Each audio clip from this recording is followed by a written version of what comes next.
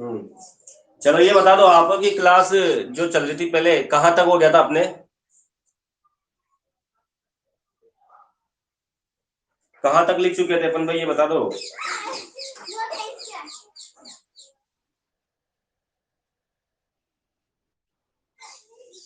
अच्छा अच्छा, बस ये लिखा था, इसके बाद नहीं लिखा था कुछ भी? ठीक है, इसके बाद का लिखते हैं अपन आज। कल आपको समझा ही दिया था मैंने, धीरे धीरे मैं आपको समझाता भी रहूंगा। ठीक है, चलो।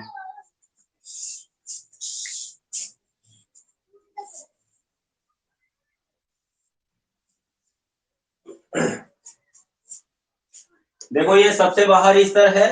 इसमें इसके बाहर अपने आंतरांग पेरिटोनियम, मैंने बताया था एक पतला सा आवरण हमारी कोशिकाओं में मिलता है जिसको हम आंतरांग पेरिटोनियम कहते हैं।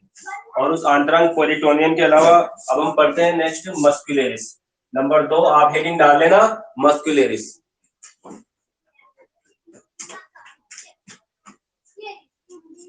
हेडिंग डाल लो आप, मस्कुलेरिस। मस्कुलेरिस को लिखना, इसे सब जुड़ गया ना भाई? ठीक है, कल वाले तो इसे पेशीय स्तर भी कहते हैं। इसे पेशीय स्तर भी कहते हैं। मस्कुलेरिस के बारे में लिख रहे हैं, इसे पेशीय स्तर भी कहते हैं। इसमें तीन प्रकार की इसमें 3 प्रकार की पेशियां पाई जाती है। इसमें 3 प्रकार की पेशियां पाई जाती है। 3 प्रकार की पेशियां पाई जाती है।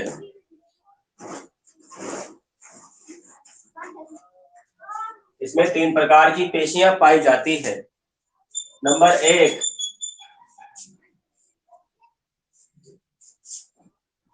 बाह्य, क्या लिखोगे? बाह्य लिख दो या बाहरी लिख दो? बाह्य अनुदैर्ध्य या आप कह दो लंबवत। बाह्य अनुदैर्ध्य या लंबवत पेशी स्तर। बाह्य अनुदैर्ध्य या लंबवत पेशी स्तर। दूसरा स्तर आंतरिक आंतरिक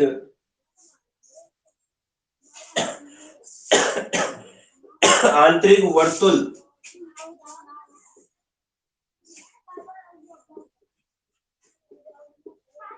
आंतरिक वर्तुल पेशी स्तर। और तीसरा तिर्यक पेशी स्तर।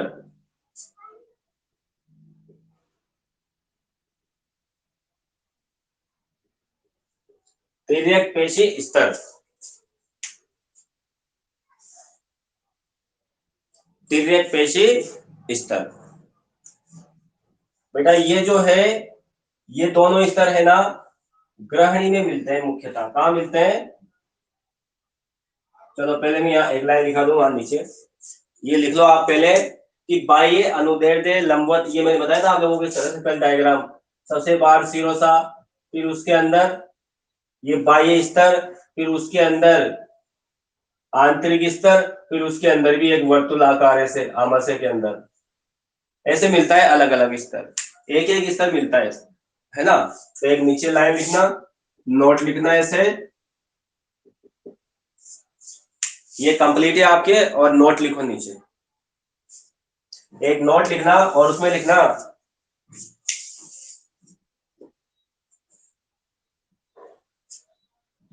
ग्रहणी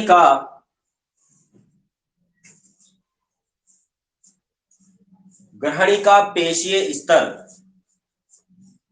ग्रहणी का पेशीय स्तर। ग्रहणी का पेशीय स्तर लंबवत व वर्तुल ग्रहणी का पेशीय स्तर लंबवत व वर्तुल, लंबवत व वर्तुल पेशीय स्तर से लंबवत व वर्तुल पेशीय स्तर से बना होता है। लंबवत व वर्तुल पेशीय स्तर से बना होता है। जबकि आमाशय में, जबकि आमाशय में, जबकि आमाशय में, आमाशय में तिर्यक पेशीय स्तर भी, जबकि आमाशय में, जबकि आमाशय में तिर्यक पेशीय स्तर भी पाया जाता है।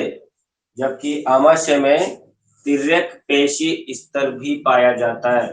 तो बेटा याद रखो कि ये जो पेशीय स्तर है ना, कौन सा स्तर की बात करी मैंने? मैं मस्कुलरस की यानी पेशीय स्तर की बात कर रहा हूँ। आपकी बुक में इसको मस्कुलरस ही लिख रखा है, लेकिन इसको हिंदी में पेशीय स्तर कहते हैं। तो बेटा जो पेशीय स्तर है ये हमारी छोटी आंत है। छोटी आंत में तो कैसा होता है? 2 प्रकार का। जबकि आमाशय की बात करें तो आमाशय में कैसा होता है? तिर्यक पेशीय स्तर भी होता है, यानी तिरछी पेशियां, तीर के जैसी पेशियां। ठीक है, ये होगी बात किसकी?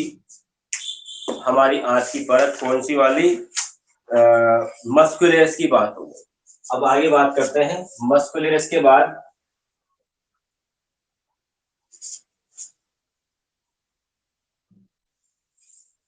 अगली जो परत है उसका नाम है सब म्यूकोसा।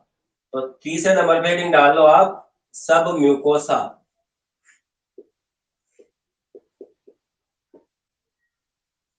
सब म्यूकोसा। तो सब म्यूकोसा में क्या क्या होता है उसकी बात करेंगे।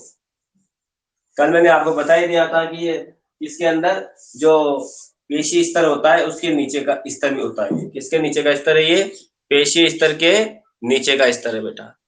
ठीक है, पेशी स्तर के नीचे का स्तर है। देखो बेटा, सब म्यूकोसा के बारे में लिख रहे थे तो लिखना है इसमें, यह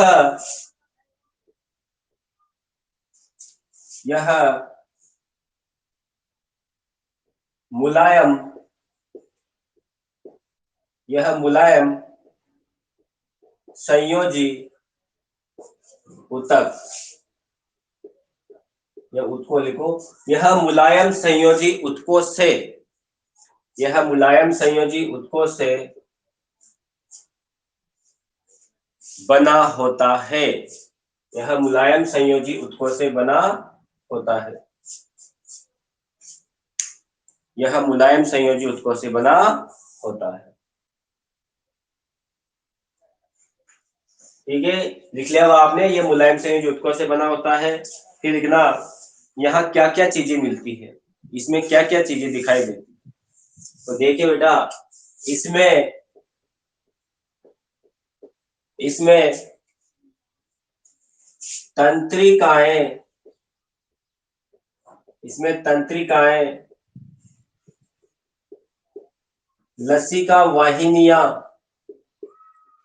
इसमें तंत्रिकाएं, लसिका वाहिनियां व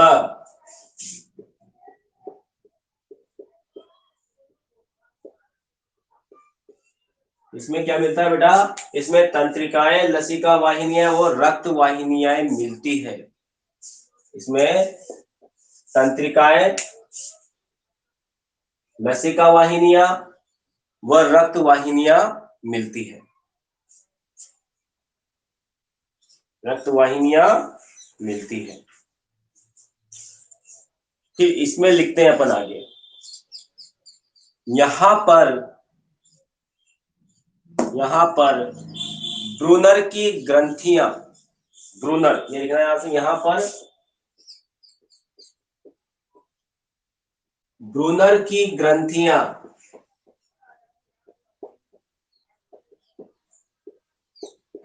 लटकी रहती है। यहां पर ब्रूनर की ग्रंथियां लटकी रहती है। यहाँ पर भ्रूण की ग्रंथियां लटकी रहती है।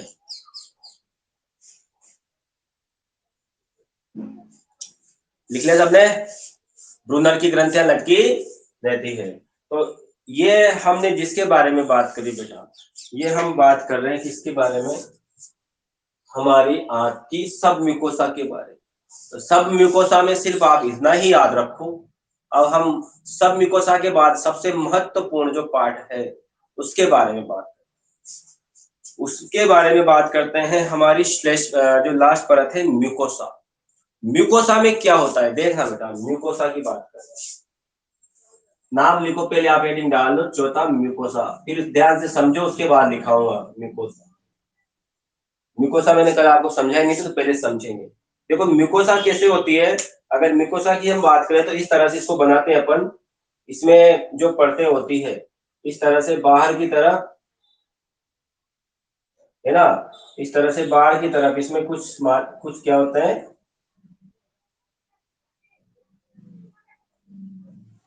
इस तरह से देखना इसको डायग्राम को। अगर आपको ये डायग्राम समझ में आ गया ना बेटा तो आपको पूरा समझ में आ जाएगा। ये हमारी आंत की जो परत है, इसके नीचे क्या है, इसके नीचे बेटा ये सब म्यूकोसा है। अब ये म्यूकोसा की मैं बात कर रहा हूँ। अब यहाँ पर क्या है, इस जगह से इस तरह से ब्रूनर की ग्रंथियां लटकी रहती है। ये जो ग्रंथियां बना रखी मैंने, ये नीचे लटक रही ना इस तरह की, इसको हम क्या कहते हैं, ब्रूनर की ग्रंथि। ठीक है, इसको कहते हैं ब्रूनर की ग्रंथियां। अब बेटा ये एक पूरा जो है ना, ये पूरा एक इसको हम कहते हैं रसांकुर। ध्यान से समझेगा पहले, फिर अपन समझेंगे क्लियर कट। इसको रसांकुर कहते हैं और इसको भी रसांकुर कहते हैं। अब बेटा ये हो गए दो रसांकुर, एक रसांकुर इधर, एक रसांकुर। मैंने आपसे पहले भी कह दिया था कल भी कि जो हमारी आंत होती है ना, उसमें विशेष प्रकार की जो अंदर की जो भित्ति है ना, वो अंकुर बनाती है। क्या बनाती है? अंकुर बनाती है। उनको हम रसांकुर कहते हैं। और इन रसांकुरों के बाहर, समझ रहे हैं, इस रसांकुर के बाहर कोशिकाओं की परत पाई जाती है, एपिथेलियम। इस तरीके से इसके बाहर एपिथेलियम कोशिकाओं की क्या पाई जाती है, परत पाई जाती है। ये परत इधर भी होती है, सब जगह होती है ऐसे, ये एक जगह नहीं होती ऐसे। ये इस तरह की परत बना देता हूं मैं यहाँ पे, समझना मेरी बात को।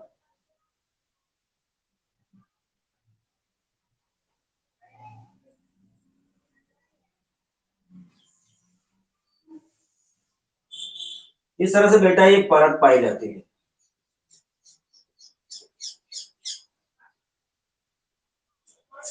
ठीक है, बात को समझना इसको कि ये रसांकुर होते हैं और रसांकुरों के बाहर की तरफ, जैसे यहाँ पे कोशिकाएं हैं, कुछ कोशिकाएं बाहर की तरफ की जो कोशिकाएं, मैं पूरी पे नहीं बना रहा हूँ, इस पे बना रहा हूँ केवल। यहाँ पे इसको मैं बाहर निकाल के देखता हूँ, तो आप देखना इधर बेटा, इस तरह से देखना इसको। इस परत को मैंने बाहर निकाल लिया, है ना, इस परत को मैंने बाहर निकाला और यहाँ पर क्या है, ये जो एपिथेलियम कोशिका है, किसकी कोशिका है ये, आंत की एपिथेलियम।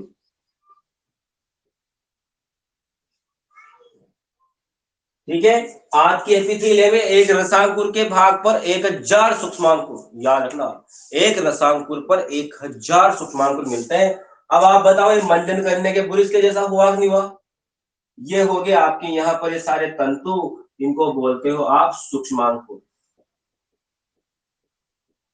तो हमारी जो छोटी आंत है, उस छोटी आंत पर अनेक प्रकार के सूक्ष्मांकुर होने से इसकी सतह का क्षेत्रफल अत्यधिक बढ़ जाता है। इसलिए हमारी छोटी आंत में पाचक रसों का सर्वाधिक क्या होता है, पाचक पदार्थों का सर्वाधिक अवशोषण होता है। बात समझ रहे हो, इनकी वजह से।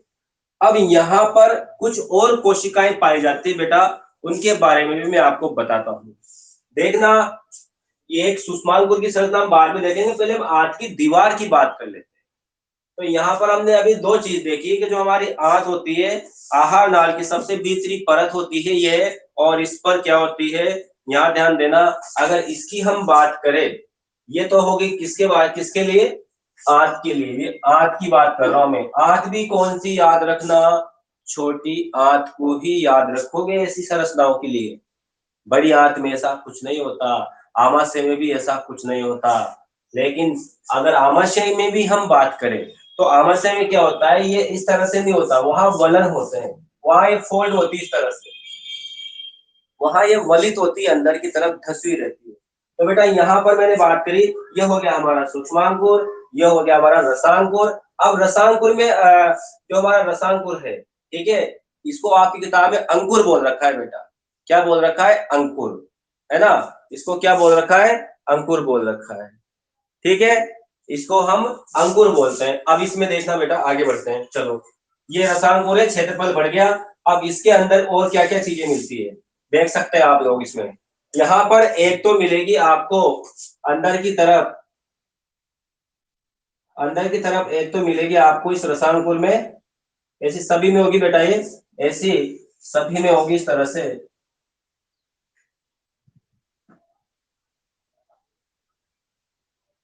ठीक है। इसको हम बोलेंगे यहाँ पर,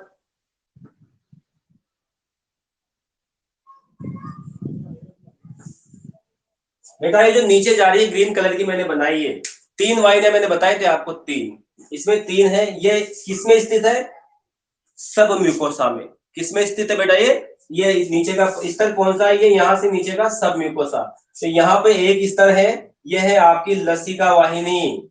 क्या है, ये आपकी बना दी मैंने लसिका वाहिनी। अब इसमें और भी दो वाहिनियां होती है, यहां से निकाल देता हूं मैं इसमें से, इस तरीके से एक और वाहिनी, ठीक है, एक और वाहिनी में निकाल देता हूं यहां से। इसको ले लीजिए आप शिरा, ये काली काली सी बनाया मैंने शिरा, और ये शिरा अंदर भी जाएगी इसके अंदर, ये शिरा अंदर भी जाएगी एक रसायनकुल के अंदर। चित्र को ध्यान से समझो, एक मिनट रुको, देखो देखता हूँ।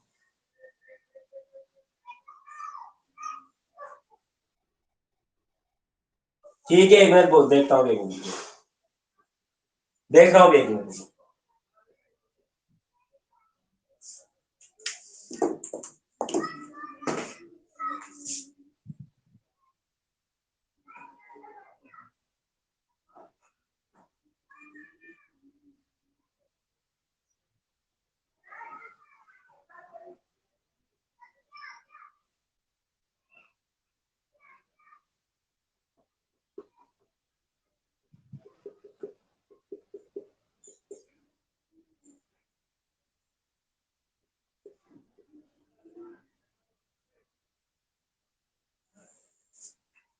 बता रहा हूँ, एक मिनट रुकना भी।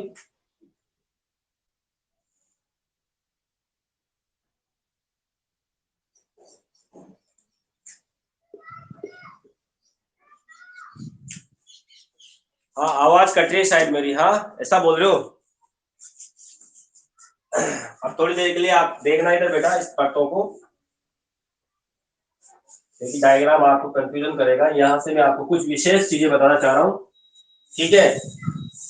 तो आप इस डायग्राम को देखना बेटा और समझना, मेरी बातों को ध्यान से समझना। आवाज थोड़ी कट रही थी शायद, बोल रहे थे पहले, अब तो नहीं कट रही ना।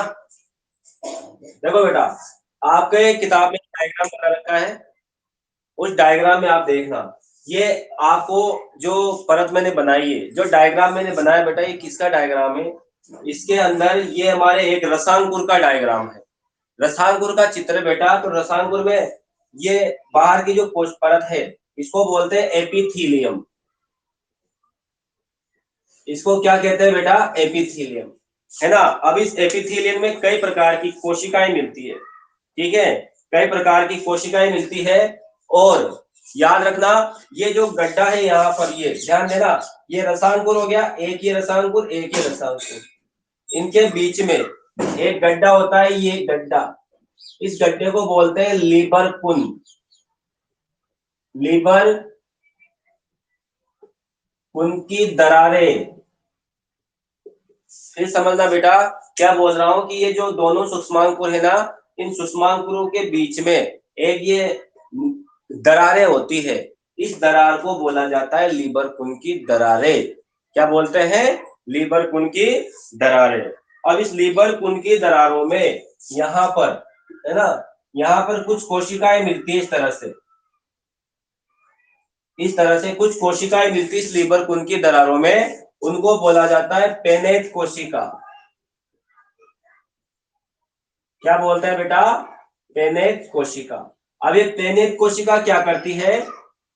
ये जीवाणुनाशी होती है। बात समझे नहीं समझे बेटा? क्या कह रहा हूं मैं आपसे कि ये जो हमारी जो सूक्ष्मांकुर है ना, पूरा नहीं समझ में आया तो मुझसे बोल देना, मैं दोबारा फिर से रिपीट करूंगा कि ये हमारा एक, अभी इस एक को ही देखो आप, है ना, ऐसे बहुत सारे होते हैं। ये जो है यहाँ पर इसके अंदर कुछ कोशिकाएं होती है जिनको हम बोलते हैं पेनेट कोशिका, और कुछ ग्रंथियां होती है। ये जो ग्रंथियां यहाँ पे लटकी हुई है उसको बोलते हैं बेटा ब्रूनर की ग्रंथियां। ब्रूनर की ग्रंथियां, कुछ यहाँ पर ब्रूनर की ग्रंथियां होती है। ठीक है ना? तो यहाँ समझ आएगी बात आपके। तो दो बात होगी। तीसरी चीज, हमारे आंत में क्या होता है? एक श्लेष्मा भी होता है। तो यहाँ पर जो दीवारें होती है ना, ये दीवारें, इनमें कुछ कुछ जगह पर क्या होती है? कुछ कोशिकाएं मिलती है। कुछ कोशिकाएं मिलती है, जैसे यहाँ पर बना देता हूँ इस तरह से, यहाँ पे बना देता हूँ, इस जगह बना देता हूँ, दो चार इधर बना देता हूँ। कुछ कुछ बीच बीच में रसायनकुल की जो एपिथेलियम कोशिकाएं होती है ना, उन एपिथेलियम कोशिकाओं के बीच बीच में भी कुछ कोशिकाएं मिलती है। उनको बोला जाता है बेटा, याद रखना, उनको बोलते हैं कलश कोशिकाएं। क्या बोलते हैं? कलश कोशिकाएं। अब ये कलश कोशिकाएं एक रसायनकुल में बहुत सारी होती है कलश कोशिकाएं। इस कलश कोशिका का काम क्या है? इस कलश कोशिका का काम है श्लेष्मा का स्त्रवण करना। इस कलश कोशिका का क्या काम है बेटा? श्लेष्मा का स्त्रवण करना। क्या करेगी ये? श्लेष्मा का स्त्रवण करेगी। तो रसायनकुल को पढ़ रहे हैं हम, है ना? तो ये श्लेष्मा का स्त्रवण हो गया। एक और कोशिका पाई जाती है जिसको अपन अर्जेंटोफिन कोशिका बोलते हैं। ठीक है ना? क्या बोलते हैं? अर्जेंटोफिन कोशिका। तो ज्यादा हम डिटेल में नहीं जाएंगे, ये इतनी काफी है आपके एनसीईआरटी के लिए। ये दो तीन तरह की कोशिकाएं यहाँ पर मिलती है ना? तो ये डायग्राम है, वैसे आपको बनाना है। अभी बनाओगे या बाद में बनाओगे बोल देना। अभी बनाओ तो यस बोलो फटाफट। अभी बनाओ तो यस। मैं इसको थोड़ा सा वो ठीक ठाक कर दूं। बना लो आप, हाथों हाथ बना लो, फिर बात का बात तो बाद में रह जाएगा। बना सकते हो ना? दिख रहा है? बढ़िया क्लियर दिख रहा है, दिख रहा है ये? तो बना लो इसको। एक वाले को बढ़िया बनना है, दूसरे वाले को बोले ऐसे बना लेना आप लोग, है ना?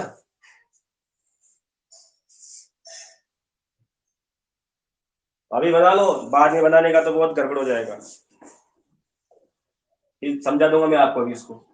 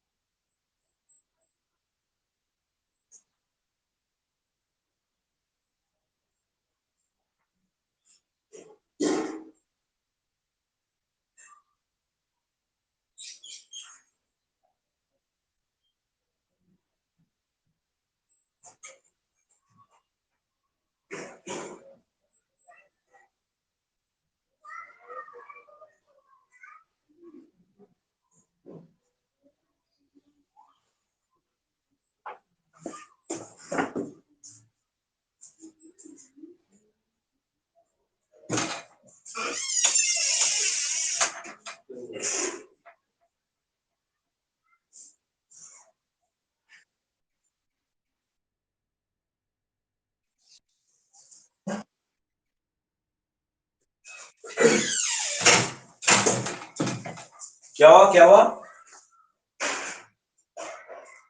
कहाँ पे बोलो। शिरा के यहाँ पे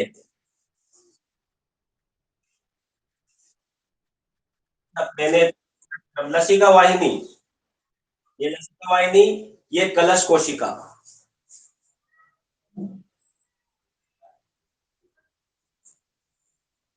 एक दो और लिखो भी इसमें, वो मैंने लिखा नहीं है, पहले आप इनको लिख लो, नहीं तो बहुत सारा हो जाएगा जो दिखेगा नहीं एकदम से। ये शीरा लिख दिया मैंने इधर, है ना। और ये इधर की बात करोगे ना यहाँ से, तो इसको एक को काली वाली जो है ना, ये इसको लिख लो धमनी। ये जो काले कलर से बना रखी है इसको धमनी लिख लेना। और जो रेड कलर से बना रखी है उसको लिख लेना आप लोग, सॉरी सॉरी उल्टा हो गया, काले कलर की तो शीरा लिखो, काले कलर की तो शीरा लिखो, और लाल कलर की को धमनी लिख लो। और जो बीचों बीच है ना हरे हरे कलर की, इसको लिख लो आप लेक्टियल, इसको लिखो लेक्टियल। जो हरे कलर की है सबके बीच में, यहां नहीं लिखो तो इधर लिख लेना, कोई दिक्कत नहीं, किसी में भी लिख लो। अभी लिखेंगे जो फिर समझ में आ जाएगा आपके कि क्या बातें लिखा है मैंने, क्या चित्र में लिखा था, थोड़ा सा और क्लियर हो जाएगा आप लोग।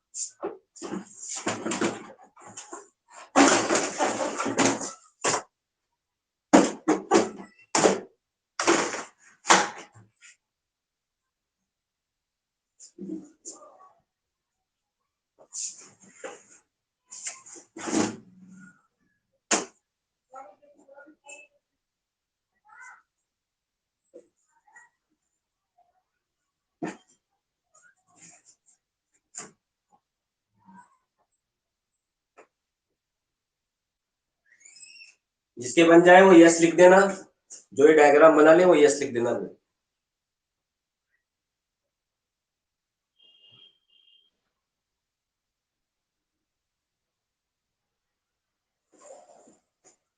और यहाँ पे आपने सूक्ष्मांक को नहीं लिखा है तो इस जगह इधर बना दीजिए थोड़े बहुत,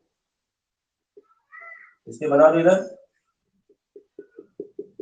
ऐसे, इनको लिख देना सूक्ष्मांक,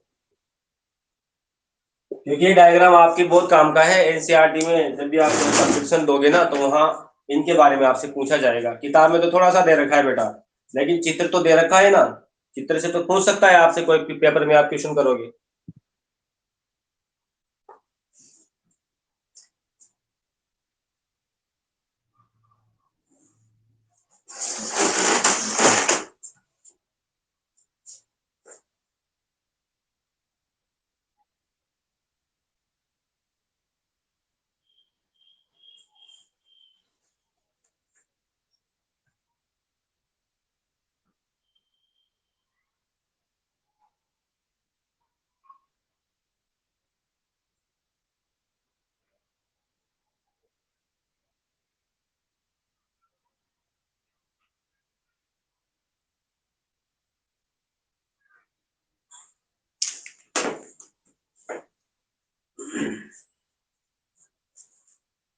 हो गया होगा शायद सबका।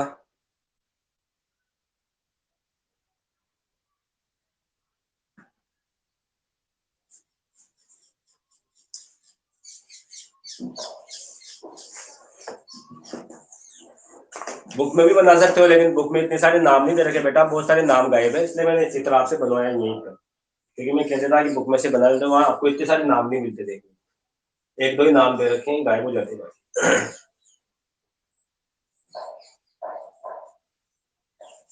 एक और कोशिका होती है बेटा इसमें, मैं तो लिखा नहीं, मतलब बहुत सारे लिखा, तो अर्जेंटाफिन कोशिका भी होती है। ये जो रसांकुर होता है ना, इसमें एक अर्जेंटोफिन कोशिका भी होती है, लेकिन आपकी किताब में नहीं दे रखा, उसका नाम तो मैंने नहीं लिखाया।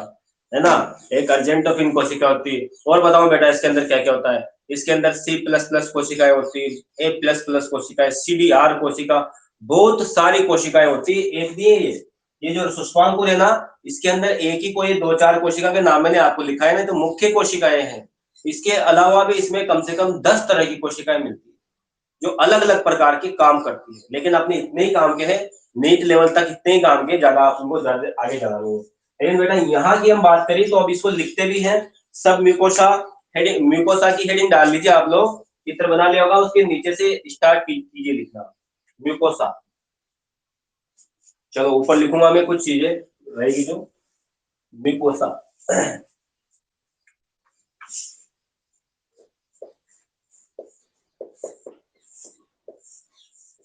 Mucosa number 4।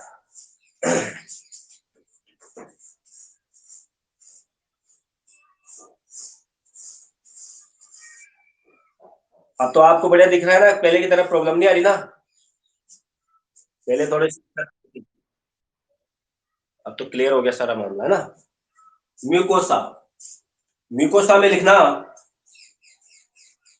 यह आहार नाल का, म्यूकोसा में लिखना यह आहार नाल का सबसे भीतरी स्तर है।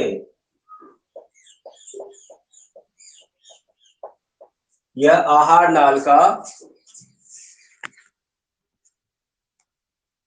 सबसे भीतरी स्तर है, पहली लाइन। यह यह आमाशय में, यह आमाशय में अनियमित, यह आमाशय में अनियमित वलन, यह आमाशय में अनियमित वलन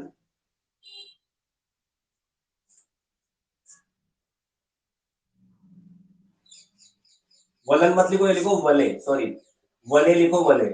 आमाशय में अनियमित वलन लिखा ना, इसकी जगह करो अनियमित वलय। ये आमाशय में अनियमित वलय के रूप में, इसको वलय लिखना। ये आमाशय में अनियमित वलय के रूप में, जबकि आंत में, जबकि आंत में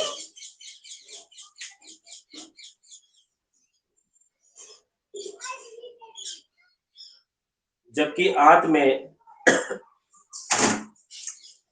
अंगुली नुमा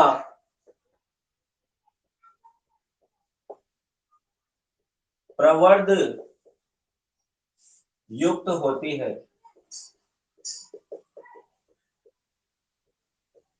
जबकि आंत में अंगुली नुमा प्रवर्ध युक्त होती है।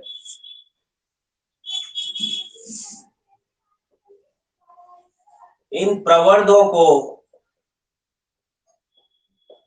इन प्रवर्धों को अंकुर, इन प्रवर्धों को अंकुर या रसांकुर, या इंग्लिश में बोलते हैं विल्ली, विलाई, या विलाई कहते हैं। इन अंकुरों को या इन प्रवर्धों को अंकुर, रसांकुर या विलाई कहते हैं, या विलाई कहते हैं।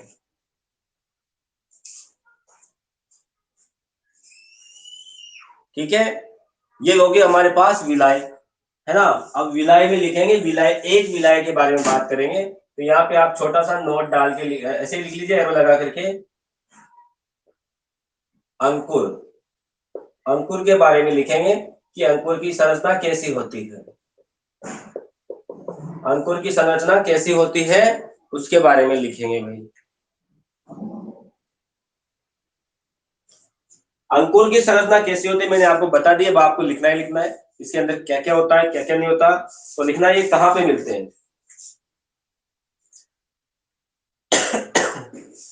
अब अंकुर जो होता है ना, उस अंकुर की सतह पर अनेक सूक्ष्मांकुर मिलते हैं। सूक्ष्मांकुर का मतलब ये छोटे छोटे, मैंने बताया ना आपको, जैसे ये कोशिका है, ये एक कोशिका, इसके ऊपर ऐसे ऐसे ऐसे ऐसे 1000, कितने मिलते हैं ऐसे? 1000 मिलते हैं ये एक कोशिका के ऊपर। तो लिखना आगे इसमें अंकुर में लिखना, लिखो रसांकुर, रसांकुर की परत, रसांकुर की परत, रसांकुर की परत कई कोशिकाओं से मिलकर बनी होती है।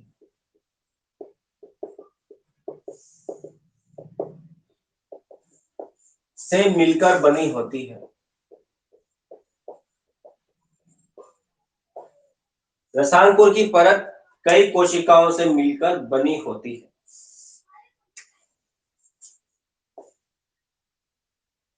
मिलकर बनी होती है। तो रसांकुर की परत मैंने बताया, देखो ये बेटा, ये जा रही है, ये यहां से यहां से यहां से यहां तक, ये किसकी परत है? रसांकुर की परत। ठीक है, अब आगे लिखना यहां से, रसांकुर की, रसांकुर की एपिथीलियम, यानी बाहरी है ये, रसांकुर की एपिथीलियम कोशिकाओं पर, रसांकुर की एपिथीलियम कोशिकाओं पर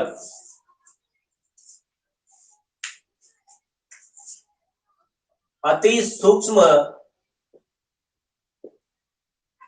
असंख्य प्रवर्ध, अति सूक्ष्म असंख्य प्रवर्ध निकलते हैं। रसांकुर की एपिथेलियम कोशिकाओं पर अति सूक्ष्म असंख्य प्रवर्ध निकलते हैं, प्रवर्ध निकलते हैं, अति सूक्ष्म प्रवर्ध निकलते हैं, जिन्हें, जिन्हें सूक्ष्मांकुर कहते हैं।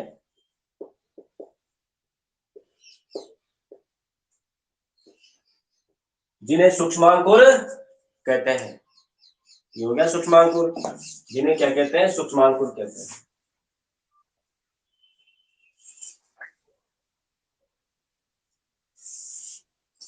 फिर आगे लिखना, जिन्हें हम सूक्ष्मांकुर कहते हैं। फिर आगे लिखना, इन सूक्ष्मांकुरों की वजह से, इन सूक्ष्मांकुरों की वजह से, इन सूक्ष्मांकुरों की वजह से छोटी आंत का यह भीतरी भाग, इन सूक्ष्मांकुरों की वजह से छोटी आंत का यह भीतरी भाग, छोटी आंत का यह भीतरी भाग ब्रश बॉर्डर जैसा दिखाई देता है। Brush border, brush border, brush border जैसा दिखाई देता है। इस वजह से, ब्रश बॉर्डर जैसा दिखाई देता है, इस वजह से, इस वजह से छोटी आंत का, इस वजह से छोटी आंत का अवशोषण क्षेत्रफल, छोटी आंत का अवशोषण क्षेत्रफल अत्यधिक बढ़ जाता है। छोटी आंत का अवशोषण क्षेत्रफल अत्यधिक बढ़ जाता है, अत्यधिक बढ़ जाता है। तो ये हमने बात करी है आंत की, आंत की। अब हम फिर से सूक्ष्मांक रसांकुर की बात करते हैं। अभी हमने देखा कि इसमें बहुत सारी कोशिकाओं के बारे में है, उनकी भी हम बात करते हैं, है ना। लिख लेंगे अपन थोड़ा सा एक्स्ट्रा, थोड़ा सा, कोई बात नहीं, अपनी कोर्स का तो है 11th में, अपन को जितना ज्यादा सीख सके ना बेटा उतना ही फायदा है, क्योंकि 11th में आपको सरकार पास करने वाली है। इसका मतलब टेस्ट फेल होने की टेंशन मत लो, जितनी ज्यादा टेंशन लेनी है सीखने की लो बस, कि हमें सीखने को मिले अच्छा सा। नहीं तो अभी तुम कहीं भी पढ़ोगे, कोई भी पढ़ाएगा तो डायरेक्ट तुम्हारे कोर्स पे बात करेगा, सरकार ने कोर्स बनाया पढ़ लो उतना सा। लेकिन मैं कुछ कोशिश करता हूँ कि हो सकता है, हो सके आप ज्यादा से ज्यादा पढ़ो, ज्यादा से ज्यादा आपको पढ़ने को मिले हर चीजें, है ना। तो यहाँ तो अभी तो ये तो खत्म था अभी आपकी किताब की बात, तो फिर भी मैं थोड़ा सा एक्स्ट्रा कर रहा हूँ ताकि आपको आ गया, क्योंकि बेटा जब 10वीं से 11वीं में आ गया, इससे ज्यादा तो 10वीं में ही है। आपकी जो 11वीं की बुक में रहेगा वो ज्यादा 10वीं में है, ठीक है। तो 10वीं से थोड़ा हटके तो होना चाहिए ना, ठीक है। आगे हम बात करते हैं। तो बरस बॉर्डर जैसा दिखाई देता है, यह हाथ के अवशोषण के क्षेत्रफल को बढ़ाता है। अब आपसे कोई भी पूछे ना बेटा कि छोटी हाथ में ज्यादा अवशोषण क्यों होता है, होने का कारण क्या है कि यहाँ पे हमारे पास जो है ना, ये रसांकुर है, ये रसांकुर के पास 1000 की संख्या में क्या है, पे ये सूक्ष्मांकुर है। ये सूक्ष्मांकुर भाई साहब है जो करते हैं अवशोषण का काम ज्यादा, है ना। ये करते हैं अवशोषण का काम ज्यादा, और नहीं करता, है ना। ऐसा अगर आपसे कोई आमाशय में क्यों नहीं होता, अरे भाई आमाशय में होना चाहिए ना। आमाशय में नहीं होता क्योंकि आमाशय में तो बहुत बड़ी एक श्लेष्मा की मोटी परत होती है, इसके ऊपर यहाँ पर एक श्लेष्मा की मोटी परत होती है, क्योंकि वहां पर भी आमाशय में बेटा मैं बताऊं आपको, बहुत सारे गड्ढे पाए जाते हैं जिनको बोलते हैं गैस्ट्रिक पिट। मैंने आपको ज्यादा एक्स्ट्रा नहीं बताया क्योंकि इतना ज्यादा भी नहीं है। उन गड्ढों को बोलते हैं गैस्ट्रिक पिट, और उन गैस्ट्रिक पिट में भरा होता है, यानी गैस्ट्रिक गड्ढे, और उन गड्ढों में भरा होता है। जैसे यहाँ ये गड्ढा है ना, ऐसा गड्ढा हाथ में भी है, और उस हाथ में मिलता है गैस्ट्रिक जूस, है ना। उस गैस्ट्रिक वहां पे गैस्ट्रिक जूस मिलता है, यहाँ पे आंतरीय रस मिलता है। और आंतरीय रस किससे बनता है, गोबलेट कोशिका से बन जाएगा, पेनेट कोशिका से बन जाएगा, 3-4 तरह की कोशिकाएं उनसे बन जाएगा, ठीक है। अब आप यहाँ से आगे लिखिए, बरस बॉर्डर जैसा अवशोषण क्षेत्रफल बढ़ जाता है। उसके बाद लिखना रसांकुर के अंदर, आगे लिखना रसांकुर के अंदर, रसांकुर के अंदर 3 प्रकार की वाहिनियां प्रवेश करती है। रसांकुर के अंदर 3 प्रकार की वाहिनियां प्रवेश करती है। 3 प्रकार की वाहिनियां प्रवेश करती है, नाम लिख लो आप ऐसे अलग अलग करके। एक तो लिखोगे आप लसिका वाहिनी, नंबर 1 लसिका वाहिनी, नंबर 1 लिखो लसिका वाहिनी, और इसके पीछे लिख लेना इसे लेक्टियल भी कहते हैं। लसिका वाहिनी लिखना इधर से कॉपी में, इसे लेक्टियल भी कहते हैं, इसे लेक्टियल भी कहते हैं। बेटा अब आप सोचोगे अरे लेक्टियल क्या काम आएगी यहाँ, हाँ हमारे हाथ में इस लेक्टियल का क्या काम है। तो बेटा याद रखना कि हमारी जो आंत होती है ना, तो वहां पे ग्लूकोज का अवशोषण होता है, ग्लूकोज का अवशोषण हो जाएगा और किसी का नहीं होगा। उसके बाद जो वसा होते हैं ना, उस वसा का परिवहन, वसा को ले जाने के लिए आती है लेक्टियल वाहिनियां। एल से लिपिड, ल से लसिका, है ना। तो ये जो लसिका ये हरे हरे कलर की मैंने जो बनाई है ना, ये वसा का अवशोषण करती है और इनको ले जाती है कहाँ पे, लीवर भाईजान के पास। और लीवर से कहते हैं भाई ठीक है इनका कुछ करो, है ना। तो ये यहाँ पर इस तरह से इनको ले जाकर के लीवर में ले जाती है। वहां पर अमीनो अम्ल भी होते हैं, वहां पर क्या होती है, ये वसा भी होती है। वहां होता है वसा का अपघटन, यहाँ नहीं होता। इनका काम है अवशोषण करना। ये ले जाएगी किसके पास, लीवर के पास। लीवर जाने तेरा काम जाने, तू कुछ भी करेगा। इनको पचा, क्योंकि व्यक्ति बहुत ज्यादा तेल खा रहा है, कचौरी समोसे से रोजाना फराटेदार, है ना, ये काम कर रहा है, तो तेल ज्यादा खा रहा है, तो इनका इतना ही है। मैं तो बता रहा हूँ आपको केवल, तो यहाँ समझिए लसिका वाहिनी से लेक्टेल भी कहते हैं। दूसरी के केवल नाम लिख लो आप, दूसरी कौन सी होती है, दूसरी होती है धमनी, और तीसरी होती है शिरा, ऐसे लिख लो बस। लसिका वाहिनी इसे लेक्टेल कहते हैं, धमनी तो आप जानते ही हो, उसके बाद होती है शिरा। 3 तरह की वाहिनियां होती है।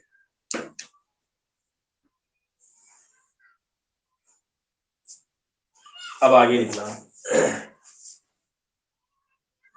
अब नोट डाल के लिखना, नोट, नोट लगाओ और नोट में लिखो, लिखना 2 रसांकुर, या दोनों लिखो, हाँ 2 ही लिखो, 2 रसांकुरों के, 2 रसांकुरों के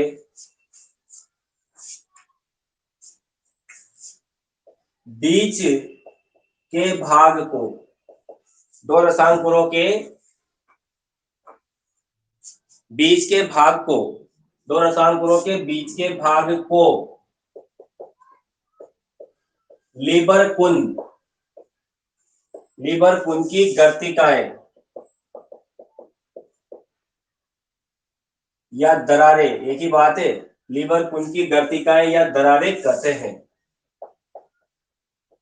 लीवर पुंज की गर्तिकाएं या दरारें कहते हैं। इनसे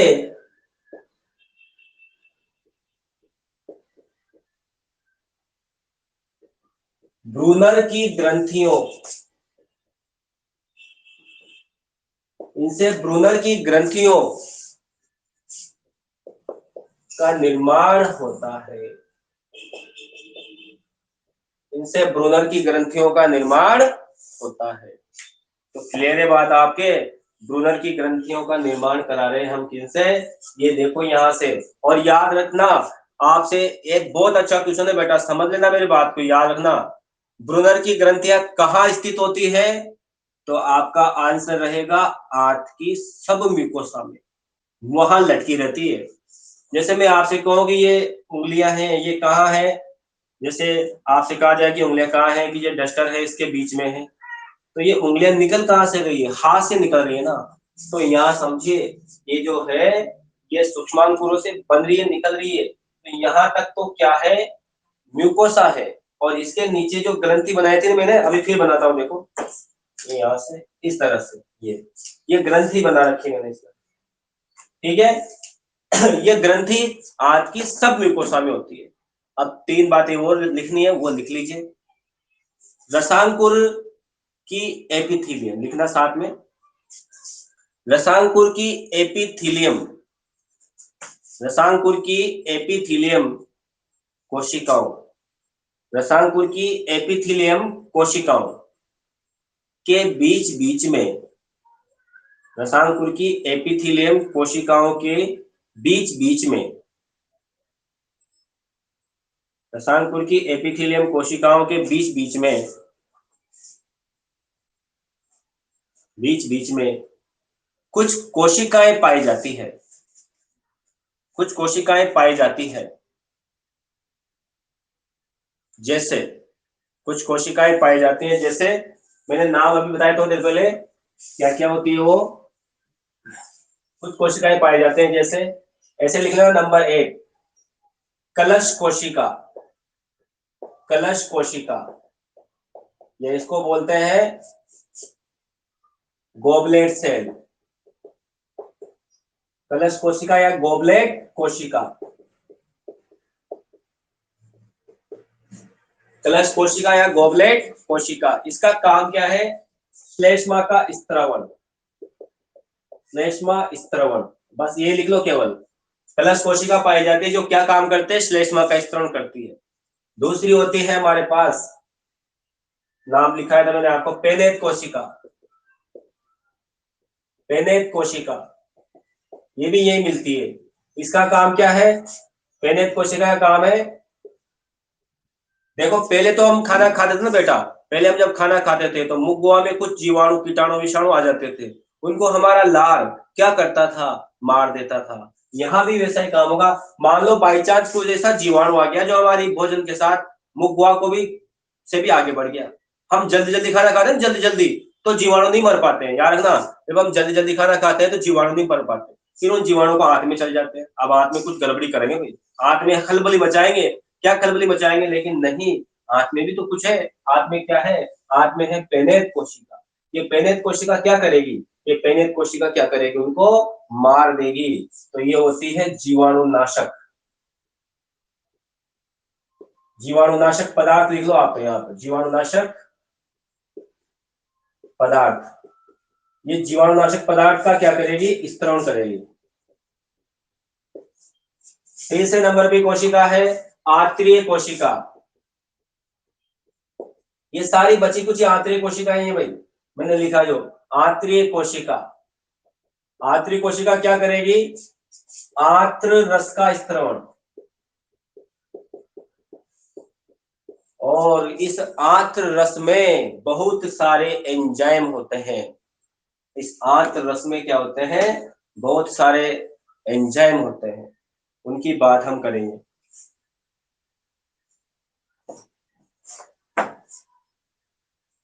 लिख लीजिए आप लोग, उम्मीद है आप लोगों को आज जो पढ़ाया सब कुछ समझ में आया होगा लगभग लगभग बेटा। कोशिश आप भी करोगे थोड़ी थोड़ी घर पे, क्योंकि थोड़ा सा ऑनलाइन का मामला है, फिर भी मैं कोशिश कर रहा हूँ कि आपको ऑफलाइन जैसा अनुभव मिले। और मुझे लग रहा है जहां तक मिल भी रहा होगा, मेरी कोशिश सफल रही तो आप लोग सीख पा रहे होंगे। आप लोगों को मैं अभी समझा देता तो आप लोग बैठे रहते, बोर होते, इसलिए लिखाता हूँ कि आप बोर नहीं हो, बस, है ना। बोरिंग जैसी आपको महसूस नहीं हो। ऑनलाइन क्लासेस और भी चला रहे हैं, 12वीं की क्लासेस चला ली 10 दिन तक, 15 दिन तक, फिर बंद कर दी बेटा। देखो 30-40 बच्चे 12वीं कैसे घूम रहे हैं खानपुर में, कोई कुछ नहीं है, आधा अधूरा हो गया उनका काम। अब 11वीं में भी ऐसा ही कर रहे हैं, बच्चों को जोड़ लेंगे, कर लेंगे, थोड़े बहुत दिन क्लास चला लेंगे, लेकिन मेरी क्लासेज ये चल रही है, रेगुलर चल रही है। और आपको नहीं भी चलेगी उस दिन आपको क्लास शाम को किसी भी दिन 24 घंटे में मिल जाएगी। और मैं मेरे वीडियो बहुत सारे यूट्यूब पर भी पड़े हुए हैं, जो बच्चा क्लास अटेंड नहीं कर पाता वो अटेंड भी वहां से भी देख सकता है। वैसे मैं पूरे वीडियो नहीं डालूंगा, क्योंकि आप लोग तो समय दे के कर रहे हो, तो ये ऐप में मिलेंगे, जो ऐप में रजिस्टर होगा वही देख पाएगा। और मैंने आपके ग्रुप में वीडियो डाले हैं, तो अनलिस्टेड करके डाले हैं बेटा, तो उसको सिर्फ आप ही देख सकते हो और कोई भी नहीं देख सकता। आपके लिए ही सारी मेहनत, औरों के लिए नहीं मेहनत। हम जैसे बच्चे आते हैं जाते हैं बहुत सारे, मेहनत करेंगे, उन्हीं के साथ में रहूंगा बस। ठीक है बेटा, तो आज के लिए इतना ही। कल आपकी क्लास सेम टाइम होगी। वैसे टाइम थोड़ा बहुत समय के लिए बदल भी जाएगा, तो कोई दिक्कत नहीं, कभी कभी बदलेगा, वैसे वैसा नहीं बदलेगा।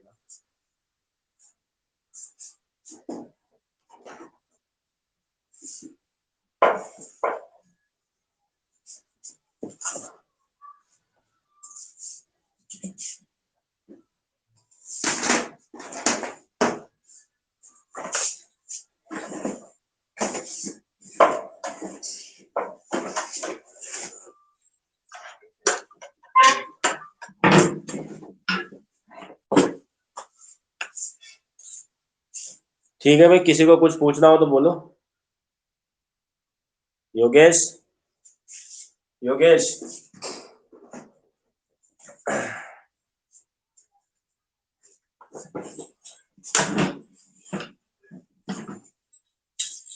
हाँ योगेश, आपसे पूछ रहा हूँ।